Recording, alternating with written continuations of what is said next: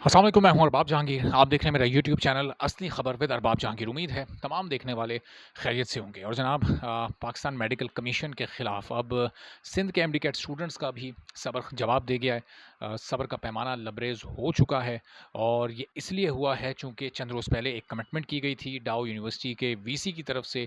चूँकि सिंध के स्टूडेंट्स ने बहुत बड़ा एहतजाज किया था और बहुत मौसर वो एहतजाज था, जिसमें सियासी रहनुमा भी शिरकत करने आ गए थे और सब ने स्टूडेंट्स के साथ इज़हार यकजहती किया था। तो वहाँ पर प्रेशर फ़ील करते हुए डाउ यूनिवर्सिटी के वीसी ने ये कहा था कि अब वो थर्ड पार्टी एक रीचेकिंग आप उसको कह लें या फिर उसको आप रिकाउंटिंग कह लें या उसको एनालिसिस कह लें, वो एनालिसिस की बात हुई थी दरअसल। तो कि एक थर्ड पार्टी एनालिसिस करवाया जाएगा कि कौन-कौन से एमसीक्यूज़ आउट ऑफ सिलेबस हैं। चूँकि सिंध के स्टूडेंट्स ये क्लेम कर रहे थे कि बहुत सारे एमसीक्यूज़ हैं जो कि आउट ऑफ सिलेबस हैं। फिर जो कीज़ का इशू था वो भी बहरहाल अपनी जगह मौजूद था। तो अब सिंध के स्टूडेंट्स कल सुबह पिटीशन फाइल करने जा रहे हैं सिंध हाई कोर्ट में पीएमसी और डीयूएचएस के खिलाफ। और ये एक बहुत अच्छा और मौसर कदम है कि आप प्रोटेस्ट साथ साथ करते रहें। लेकिन एक इस पिटीशन के हवाले से मशवरा ये है कि इससे पहले देखें यूएचएस में भी पिटीशन फाइल हुई, इससे पहले केपीके के अगेंस्ट भी पिटीशन फाइल हुई है लाहौर हाई कोर्ट में और पेशावर हाई कोर्ट, दोनों जगह पर पिटीशंस फाइल हो चुकी हैं। तो आप लोगों को अपनी पिटीशन में आप आउट ऑफ सिलेबस एमसीक्यूज़ का तो यकीनी तौर पर जिक्र करेंगे, लेकिन जो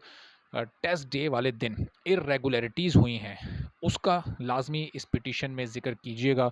और इसके साथ साथ जो रॉन्ग कीज़ आपको प्रोवाइड की गई हैं उनकी जो एक्चुअल तादाद है उसको हर लिहाज से वेरीफाई करके, उसको काउंटर चेक करके, उसको कई लोगों से चेक करवा के जो आपके तमाम स्टूडेंट्स हैं, क्योंकि बाद में ये प्रॉब्लम ना हो कि आप उसमें कुछ ऐसे एमसीक्यूज़ के नंबर्स लिख दें जिनकी आंसर कीज़ गलत हों और फिर आप में से कुछ स्टूडेंट निकल के कहते हैं कि जी वो तो सिलेबस का पार्ट है, वो तो ये आपने गलत दे दिया है, ये तो 6 नहीं, ये 4 हैं, ये 3 नहीं, ये 2 हैं। इस तरह की फिर बाद में ये मिस्टेक्स ना हो, बाद में प्रॉब्लम्स ना हो, इससे आपका केस और पिटीशन फिर कमज़ोर हो जाती है। तो जो काम भी आपको करना है, पिटीशन को फूल प्रूफ बनाइएगा ताकि उस पर एतराज़ात ना हो सकें, बाद में कोई भी फैक्ट गलत साबित ना हो। ये पिटीशन कंप्लीटली फैक्चुअल होनी चाहिए और जितने भी एमसीक्यूज़ जो कि ऑथेंटिक, ये कन्फर्म है कि ये आउट ऑफ सिलेबस थे, उतने ही नंबर्स आप लिखिएगा, एक भी उसमें इजाफी नंबर, लेट्स सपोज़ अगर 26 एमसीक्यूज़ आउट ऑफ सिलेबस हैं, तो आप उसको 26 ही लिखें, आप उसको 27 ना लिखें, ताकि आपका जो इम्पैक्ट है आपकी पिटीशन का और आपके लॉयर का जो एक अदालत में एक इमेज, इससे एक इम्पैक्ट क्रिएट होगा,